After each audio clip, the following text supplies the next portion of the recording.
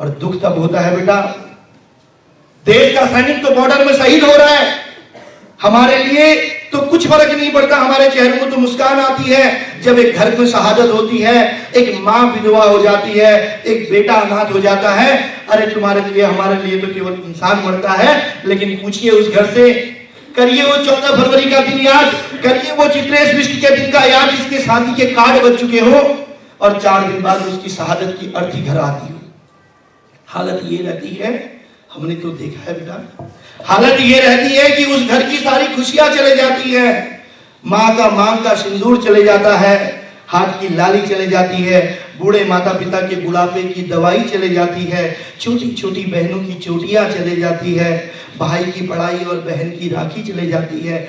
ऐसा अटैक होता है पुलवामा में, उन जवानों की तो बूटी बूटियां चले जाती है। हम सब के लिए तो एक जवान शहीद हो जाता है, हम उसके बाद उसे भूल जाते हैं। बेटा किसी के घर की तो रोटियां चले जाती है, उस आतंकवाद की वजह से किसी के घर की तो रोशनी चले जाती है। अगर हम उन भावों को भी ना समझ पाए तो फिर आप राष्ट्र के निर्माण में भूमिका कभी रख नहीं सकते हैं।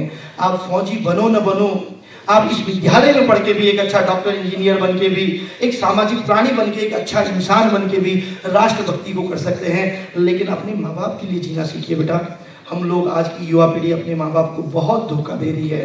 कहीं ऐसा ना हो कि तब पछतावत होत क्या जब चिड़िया चुग गई खेत। आज माँ बाप हैं, हम उनका अपमान करते हैं, आज माँ बाप हैं, हम उनको भूल जाते हैं, लेकिन कभी वही माँ बाप छोड़ के अगर चले गए तो ये दोस्त तो लाख मिल जाएंगे, एक क्लास फेल हो जाओ ये दोस्त तुम्हें भूल जाएंगे, जिस दिन तुम्हारे पास पैसा ना हो ये उस दिन तुम्हें छोड़ के चले जाएंगे। लेकिन अगर एक माँ बाप छोड़ के चले गए ना बेटा, तो दुनिया तो 1000 मिल जाएगी, वो माँ कभी लौट के नहीं आएगी। जो पिता तुम्हारी ताकत बन सकता था, वो पिता एक बार तुम्हें छोड़ के चले गया, तो फिर जीवन में दोस्त तो अनेक मिल पाएंगे, वो माँ बाप को कभी ढूंढ नहीं पाओगे। मेरा नाम हर्षी शर्मा है, मैं कक्षा 10वीं का छात्र हूँ। गुड मॉर्निंग सर, आपसे मिलकर मुझे बहुत अच्छा लगा। और जिस तरह से आपने पुलवामा अटैक और हमारे भारतीय सेना का वीर जो हमारे वीर शहीद हो जाते हैं, हमें एक प्रण ले जाते हैं कि हमारे भारत के लिए युवा पीढ़ी को क्या करना है।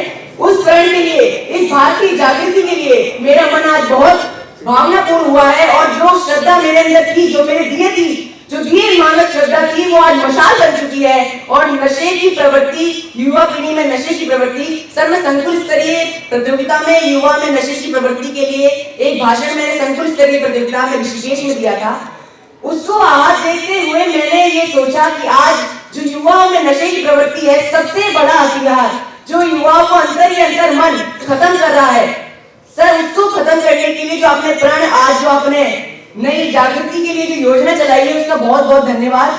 और मैं यूं ही कहना चाहूंगा कि जो 18 वर्ष और 21 वर्ष और 16 वर्ष के जो छात्र हैं, युवाओं सुनिए, आप नशे को छोड़कर यूपीएससी और नेशनल डिफेंस एकेडमी जैसे बड़े बड़े संस्थान जो इस नीच को नजर भी नहीं रखते हैं और अपने लक्ष्य को निर्धारित करते हैं, मैं बस आप सभी भैया बहनों से यही कहना चाहूंगा कि नशा एक ऐसा है जो मृत्यु के घाट उतार देता है। और ये बड़े बड़े संस्थान ऐसे हैं जो आपके माँ बाप के सपने बनते हैं, आप उनके हीरे बनते हैं। और जिंदगी में कुछ करो ना करो, अगर इन संस्थानों में गए तो आप सफल जरूर होते हैं। धन्यवाद। Thank you very much.